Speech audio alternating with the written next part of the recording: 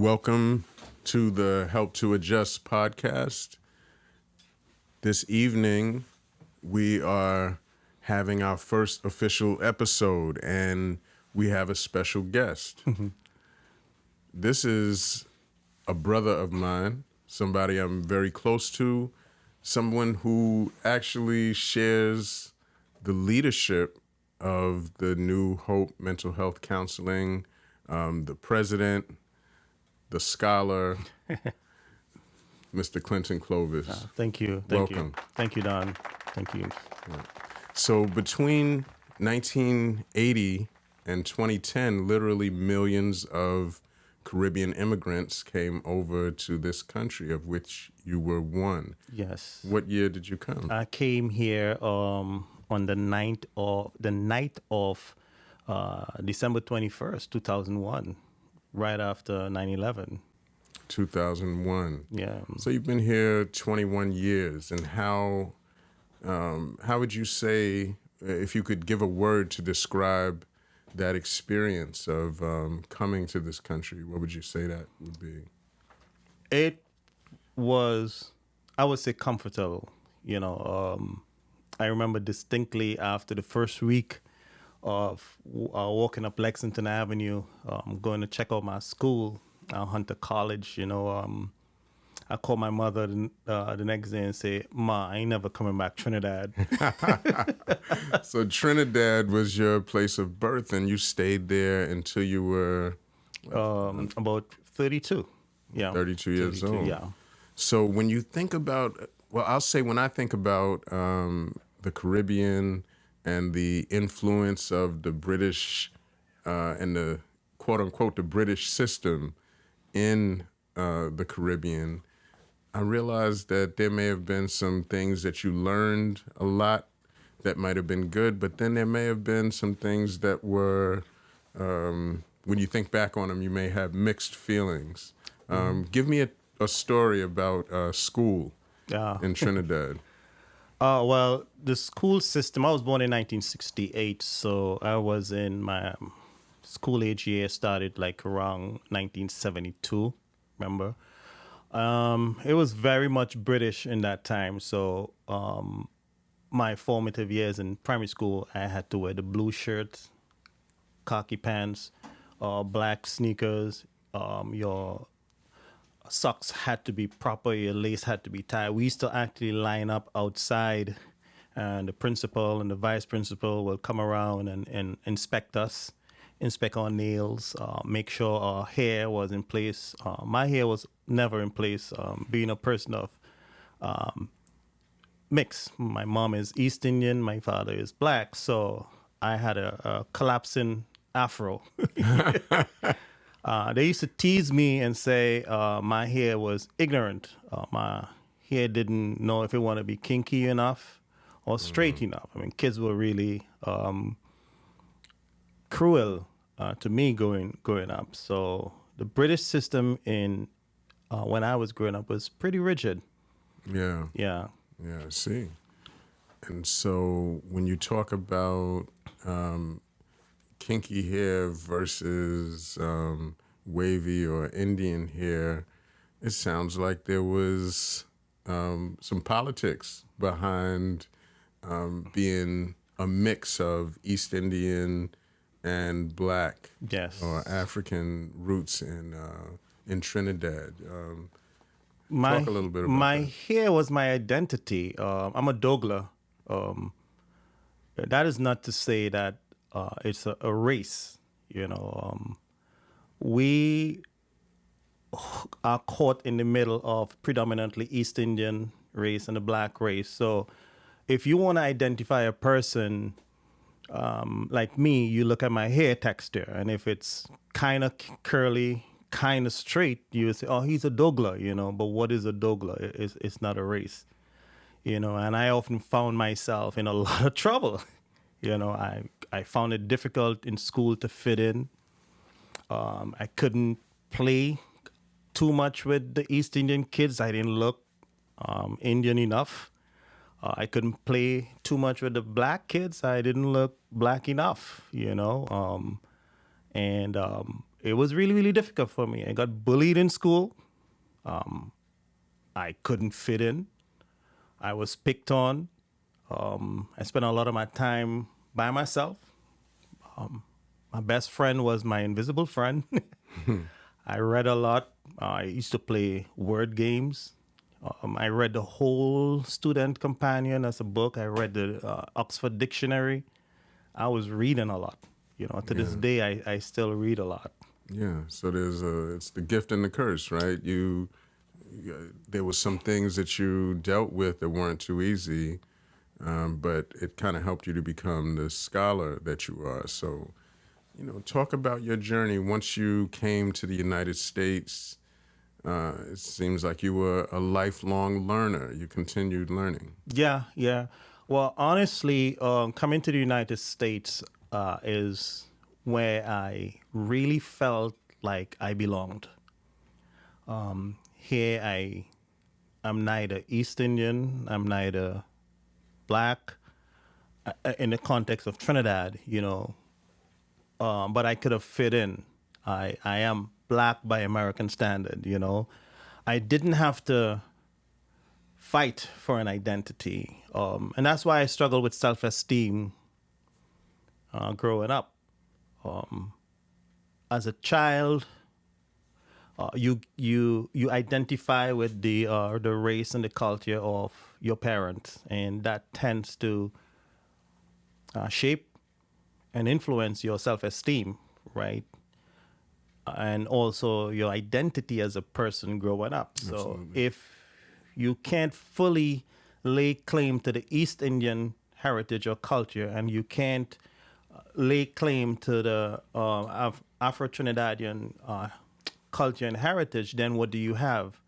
I had to take what made sense to me and apply it to me. When I came to America, I didn't have to do that, I right? can imagine. I really didn't have to do that. And I think part of the reason why I blossomed academically, I didn't have that mental stress of trying to defend who I am as an individual. It's so ridiculous that when my original birth paper has me registered as an illegitimate child. Illegitimate child. Illegitimate, right? I mean, what about me is illegitimate? Well, according to the British standard, mixed races, especially between the East Indian and the African, was not recognized, right?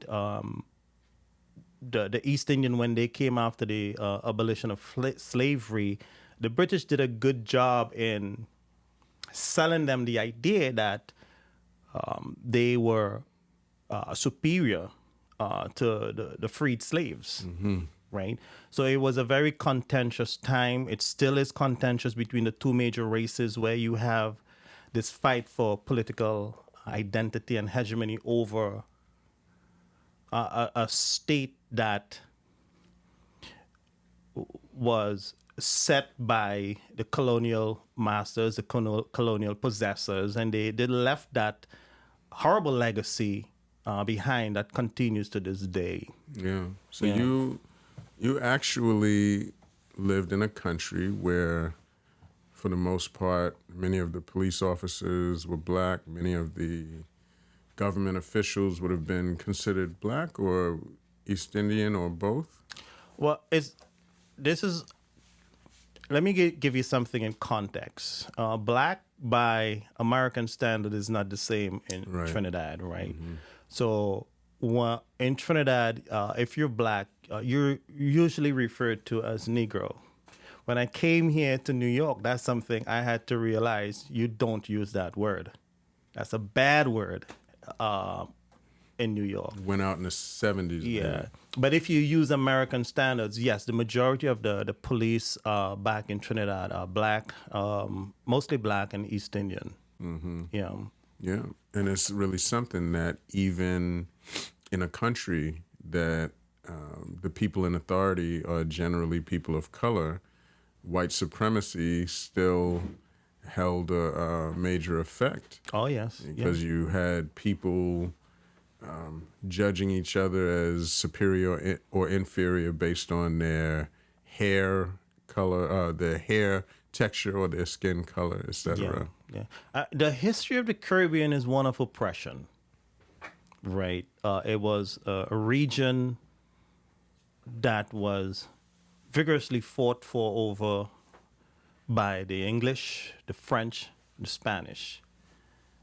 So the history of the Caribbean is one of oppression, and they, the colonial possessors, they, I think, set up a unique system of divide to conquer and using chaos to create some type of political stability, right? And it continues to this day. So the political trust of the two major political parties in Trinidad and Tobago seem to be that create chaos in the society where one race sees the other as against them or want what they have. But the truth is, if they would take time to realize that the together of the two races intersect, right? And that intersection is one of slavery, right? The exit of one economic institution to the introduction of the other, right? So after the abolition of slavery, the British had to find people to work the plantation. So that's where indentureship came through. And East Indians were the ones that they gave a 5-year contract to work the plantations, and they gave them after 5 years to either own land, or if you don't want to stay, you go back to India. It's a form of keeping people in some kind of bondage. Oh yeah, and they lived in the same slaved quarters that the slave left after Right. the abolition of slavery. Look at that symbolism. Right? You're But they there. didn't see that, I guess the incentive of getting property and not looking like the blacks, kind of like fueled their insecurity. All right. And they felt as though they had an advantage. And for years that happened. It's an interesting thing in class and race systems that people are constantly trying to make sure that they are at least not like the most oppressed.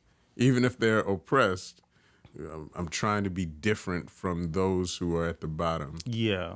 Yeah. And, interestingly, when you came here, you had the value for education. Talk about how you started when you came here and your journey in terms of learning, getting degrees, and then getting to different places in your life.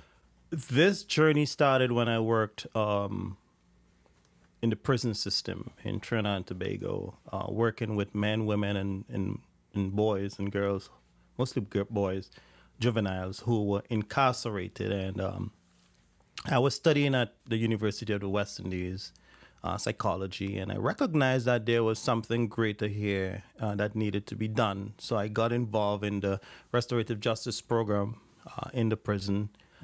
I started to train prisoners to teach the other prisoners because I felt that it would be more effective to have prisoners teach prisoners rather than have an officer there doing the teaching, right? So we had things in place where the officers merely provided the supervision. I was one of those officers that was actually involved in training the prisoners, right? I actually locked myself in a cell, in the cell block, to see what it was like, right? At one of the maximum security prison. So it started there. We had a very great program. We took it to the other Caribbean islands under the auspices of UNESCO. And then around 99, 2000. I had some difficulties in my first marriage and subsequently left when that marriage collapsed. But one thing that I had was this desire to continue learning. So I started all over again and continued my education. What level of education had you reached before you came to the United States? I was at the university back home. So you finished the equivalent of a Yeah. bachelor's? Okay. So I came here and I had to start all over again. Oh, that's what it was. Yeah. The credits weren't transferable. And but I didn't mind because it gave me an opportunity to really work on me. One great artist that you and I are familiar with, Jay-Z, he said, things don't happen to you, it happened for you.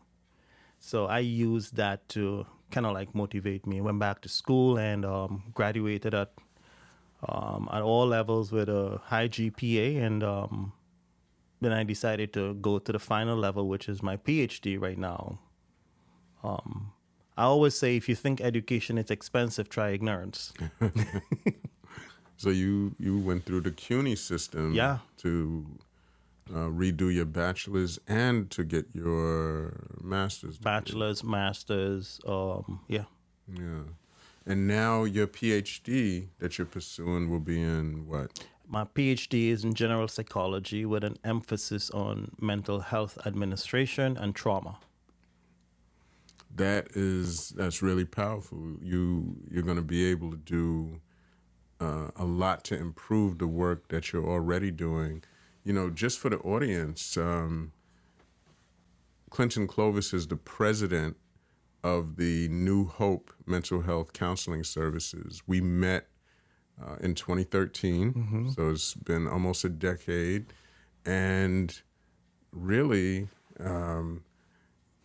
you took what I was doing with Help to Adjust and helped me to take it to bigger levels. And, the practice of mental health, I believe, is something that is extremely important and is part of the measures that we could have, the measurement of equity and access. I think the access to mental health is a part of what we could look at to make a measurement of that. When communities have access to better food, better schools, and I would put mental health right with that, access to mental health services, communities do better. Yeah, yeah. Communities of color, especially when it comes to mental health, the research shows that they are underrepresented in the research itself, and they are underrepresented when it comes to treatment. One of the things that we strive for at the New Hope Mental Health is to provide culturally sensitive therapy. We don't stress the illness model. We emphasize the wellness model to mental health, and I think that is what has been working for us. So, communities of color, for example, there's just the stigma alone of seeking help is discouraging. Yeah. So when you come to us and we emphasize your struggle within your marriage, or that son who is being combative, or that son who's struggling with addiction, there is nothing medically wrong with him, right? And people tend to look at things differently and say, oh, all I need to do is modify my parenting skills, or be a little more supportive with my child who is ADHD, be more patient with that child, set a little more structure, But before that, like 15, 20 years ago, that child who struggled with ADHD would have likely been medicated, right? But I always say there's no medication for behavior. No medication for behavior. If it was so, I say, I'd have you get a prescription, and you'd go to CVS and get a bottle of Well Behave, or make my husband listen more, or tell my wife to be less combative. Whatever it is, there's no medication for behavior. And so, that's a very good point. And I, as a mental health clinician, I believe the same. So what would you say are those tools that you see as being very useful for people who are experiencing emotional mental health issues? Yeah. I think understanding the context in which the behavior is showing itself, right? So, how we perceive, for example, a husband not listening to us enough, it affects how we feel about that. Oftentimes, that feeling may be triggered by some childhood experience the person would have had. Trauma is something that's very personal to me, right? I myself, I'm a product of that trauma, right? So one of the things I try to work with is to determine how extensive is that trauma that is now playing itself again in your romantic relationship. The expectation that your partner should satisfy 100% of your needs 100% of the time is not realistic. So having proper social support network, right, support system, having ability to talk to a safe person, right, trying to identify a hobby or something that will occupy your time, understanding where the insecurity is coming from. Not because your wife doesn't answer the text means she's necessarily ignoring you. Maybe her phone died. Maybe she's in a meeting, And once we help clients to restructure the way they think about it, I have seen it work for them. Restructuring thinking. Yeah, Cognitive therapy. Yeah, cognitive restructuring, right? Because our behaviors are indelibly written across the entire architecture of our brain, right? We are neuroceptive beings. Right. And that trauma that occurs early in people's lives actually rewire Oh, yes. some of those synapses that affect thinking and behavior in their adult life. Right. And one of the reasons why trauma is dear to me, this PhD 11, I had to do a lot of work on me. And I did not realize how much trauma has been a part of my identity. My professors were very good to have me excavate this and process that. So one of the things that really shook me was me as a mixed race person in Trinidad, right? I imagine it's different now because a lot of my cousins, they are mixed, right? They have girlfriends and boyfriends, husband and wife of the opposite races. But in my mother's time, that was not the case. Wasn't even allowable, right? Yeah, it wasn't. No, it was, according to the Hindu religion, it was not permissible. As a matter of fact, in my research, the term dogla means corrupt. Right? So being a dogla means corrupting that Hindu idea of purity, right? The Hindu woman is a pure woman, and if she goes with a person, a black person, a black man, then she is corrupting the race. And in this country, you had the idea of the same with quote unquote race mixing. You had terms like miscegenation to describe that, and I think, as we know, there was a lot of history of lynchings just because people were engaging in relationships across racial boundaries. Yeah.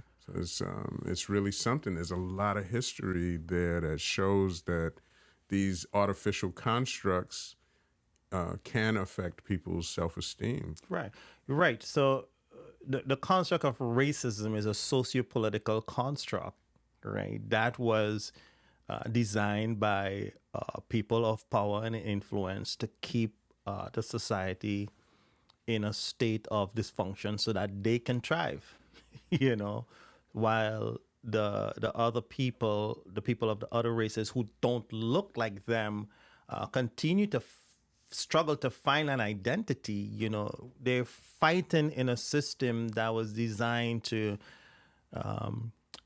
keep them fighting against each other.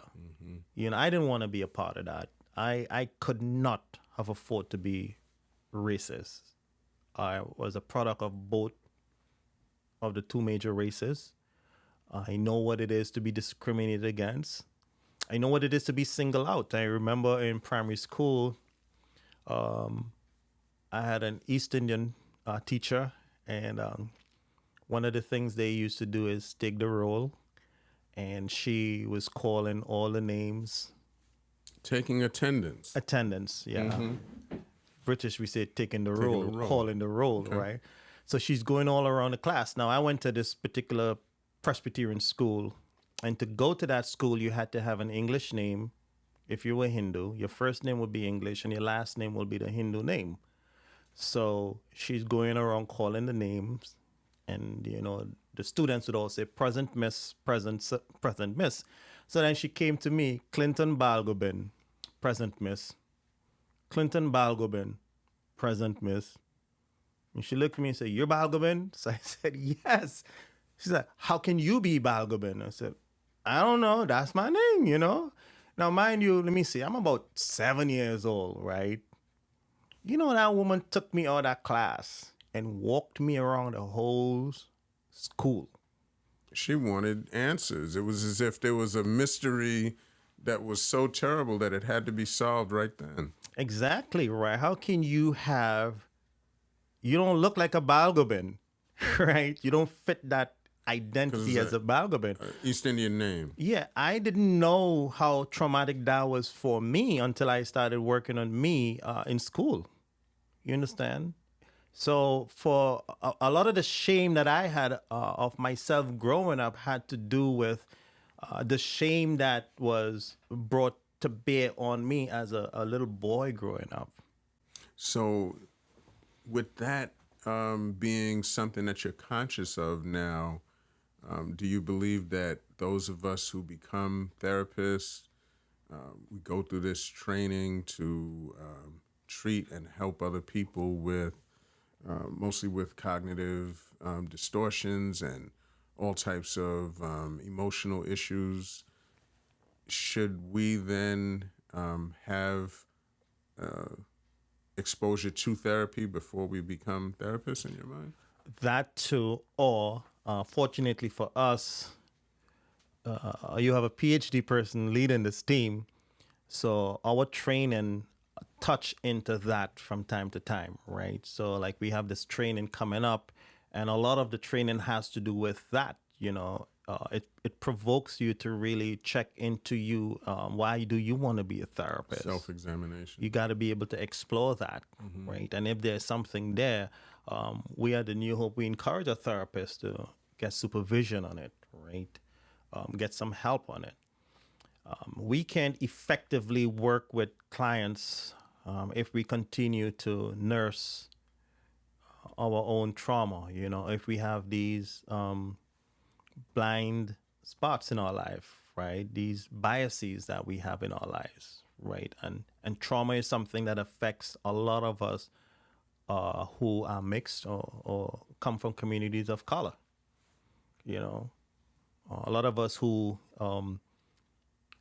grow up in broken homes. You know, you grow up in a home where you experience divorce before the age of 13 or separation before the age of 13. You know, Erickson speak very much about how that affects your identity before the stage sets in itself, right? And kids have a way of being resilient. We find a way to deal with that. How you deal with it, you repress it, but it plays itself back out. It finds itself seeping through our conscious, right? And you and I may be having a conversation one day, and you look at me in a particular way, and I feel how, and you're saying, well, I'm just looking at you, but that triggers something in me because that may have been a look that I got growing up repeatedly by someone who didn't like me because of the way I looked. Yeah. Yeah. Yeah, I really believe that self-examination is so important. And, whether you go through therapy or not, the most evolved people are people who try to learn their own triggers, learn their own motivations and what's behind them, and often repairing things from childhood is a part of what affects people's decisions, behaviors, etc. And unfortunately, with relationship therapy, people don't always know that they need the help until that relationship has dissolved too much. And by the time they try to repair it, too much damage has been done. Yeah, yeah. I think the relationships that we have seen more success with those relationships where the client acknowledge my way of thinking about this situation was not appropriate, and I have to restructure the way I have been thinking about this. So for change to happen, we have to initiate change in the way we think, and you do it consistently over time, you actually develop other neurological pathways, right? So let's just say this is your way of thinking about a situation that is unhealthy, that is problematic. Now you have to create another way, right? So in therapy, we teach you another way to think, right? So you now have an alternative way to think about the same thing. Now, what can happen from time to time when the pathways haven't properly developed, you can have a lapse. This is a lapse. If you stay there and you refuse to go back, that's a relapse, right? So lapses are part of the restructuring, the cognitive restructuring processes, being able to recover upon recognizing that I went back. I'm probably, if it's relational, right, apologizing, hey, I messed up. Having the support, honey, if you recognize that I'm going back there, give me a little support. Let me know that I am reverting to that problematic way of behaving, right? And that's part of the support also, right? And it's the same thing with children, right? When parents bring children to us, we can't regulate no child without regulating the parents, right? So teaching the parents to rethink the way they parent their child, right? And giving them the support strategies, helping them to develop healthier social support network that would help that child adjust to whatever directions or instructions the parent is giving them, right? Oftentimes, it's not a matter what the parent is telling the child, it's how the parent is telling the child. How, yeah. Yeah. So over the next, let's say, 5 years, what do you see yourself doing after you become Dr. Clinton Clovis, and what is the direction of the New Hope Mental Health Counseling? My vision is for us to have the best Black-owned practice in the United States. I want us to set the standard when it comes to mental health. My vision in the next 5 years is to become an expert at this. It may mean me teaching. It will definitely mean continuing to train the clinicians that work with us, right? Expanding to other states, but that's my vision for the next 5 years, to have the best mental health practice in the United States. Ladies and gentlemen, Clinton Clovis, the president of the New Hope Mental Health Counseling Services, PLLC. We will see each other again, and we'll do this again soon. Thank you very much. Thank you for having me.